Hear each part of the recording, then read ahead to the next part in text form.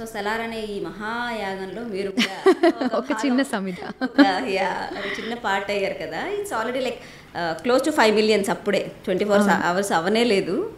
So ఎంత reach అవుతుంది అనుకుంటున్నారు? వితిన్ 24 hours తర్వాత చూద్దాం, అది ఎలాగో వెళ్తానే ఉంటుంది ఇంకా పాట రిలీజ్ అయ్యేదాకా. ఒక 10 million వరకు రీచ్ అవ్వాలని కోరుకుంటున్నాను. ఓకే, ఫస్ట్ 24 hours అయిపోతుంది. సో మొత్తానికి మన సలార్ ఫస్ట్ సింగిల్ రిలీజ్ అయింది.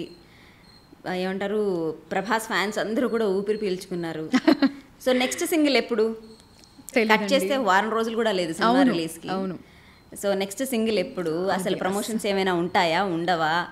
అసలు తెలియదు, నిజంగా తెలియదు. నేను కూడా వెయిట్ చేస్తున్నాను. నేను విన్న 2 పాటలు బ్యూటిఫుల్ సాంగ్స్, 2 కూడా ఓకే, అందరికీ విపరీతంగా నచ్చుతాయి. ఓకే, ఒక సాంగ్ మాత్రం సిచ్యువేషనల్ సాంగ్ అని అనుకుంటున్నాను నేను, ఎందుకంటే ఆ సాంగ్లో రాసిన విధానం అలా ఉంది పాట. ఓకే, ఒక అద్భుతమైన సింగర్తో పాడిచ్చారు ఆ పాట, చాలా బాగా పాడారు. సో ఎలా ఉంది తెలుసా ఇది? ఒక అద్భుతమైన సింగర్ పాడారు, చెప్పానంటే అందుకని నేను చెప్పట్లేదు. బట్ అందరూ వెయిట్ చేసి ఆ పాట వింటే బాగుంటుంది. అది అద్భుతమైన సిచ్యువేషన్. ఆ సిచ్యువేషన్ లేదు, ఆ సిచ్యువేషన్కి అందరూ కాలర్లు ఎగరేసుకుంటారేమో అనేది నా ఫీలింగ్.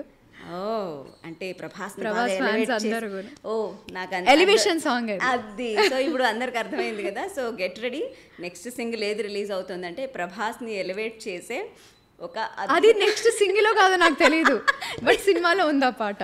ఓకే, బట్ ఎనీవే రిలీజ్కి చాలా దగ్గరలో ఉన్నాం కాబట్టి నెక్స్ట్ డెఫినెట్లీ ప్రభాస్ని ఎలివేట్ చేసే సాంగే రిలీజ్ అవుతుందని.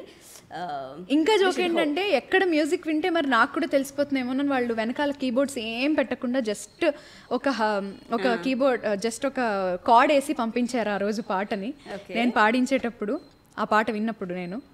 సో అది ఎలా వాళ్ళు నాకు అంటే లిరిసిస్ట్ ఆ రోజు కూర్చొని ఆయన ఎక్స్ప్లెయిన్ చేస్తున్నారు సీన్, నాకు ఇలా ఉంటుంది అని చెప్తున్నారు. అబ్బా అనిపించింది నాకు ఆ రోజు ఆ పాట లిరిక్ వింటుంటే. ఓకే, సో మేబీ అది థియేటర్లో నేను కూడా ఎక్స్ప్లెయిన్ వినాలి. లిరిక్స్ గుర్తు, అసలు నిజంగా నాకు ట్యూన్ కూడా గుర్తులేదు ఇవాళ. అది 2 సార్లు పాడించాను వెళ్ళి, ఒకసారి కరెక్షన్ పాడించాను, ఒకసారి ఫుల్ సాంగ్ పాడించాను వెళ్ళి. అది నాకు అసలు గుర్తు కూడా రావట్లేదు. అరే ఏం పాటరా అని. పాట పేరు తెలుసు కానీ అది వద్దులేండి, చెప్పొద్దు. చెప్పొచ్చు కదా. అమ్మ వద్దండి. ఒక ఫీమేల్ ఓరియంటెడ్ సాంగ్ అంటే ఈ మధ్య కాలంలో అయితే వెరీ రేర్. అవును, అసలు ఒక ఫీమేల్ సింగిల్ అనేది. అవును. సో అంటే మేల్ డామినేటెడ్ మూవీ అవ్వడము. ఎగ్జాక్ట్లీ. అందరూ ఎక్స్పెక్ట్ చేసేది ఏంటంటే, ఓకే ఇది ఫ్రెండ్షిప్ని ఎలివేట్ చేస్తున్న సాంగ్, ఇది మేల్ ఎక్కువ ఉంటుంది అని అనుకుంటారు. బట్ అది ఫీమేల్లో చేయడం, ఒక మదర్ సెంటిమెంట్ని అందులో పెట్టడం, అది చాలా చాలా రేర్.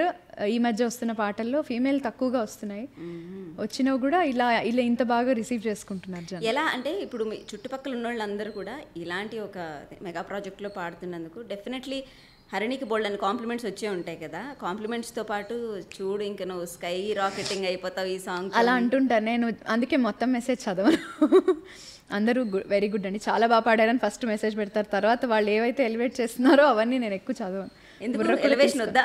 వద్దులేండి. నాకేం వస్తుందని కాదు కానీ ఓకే ఇక్కడికి చాలు. నెక్స్ట్ ఇంకా ఏదైనా ప్రాజెక్ట్ వస్తే డెఫినెట్లీ వర్క్ చేయడానికి రెడీ.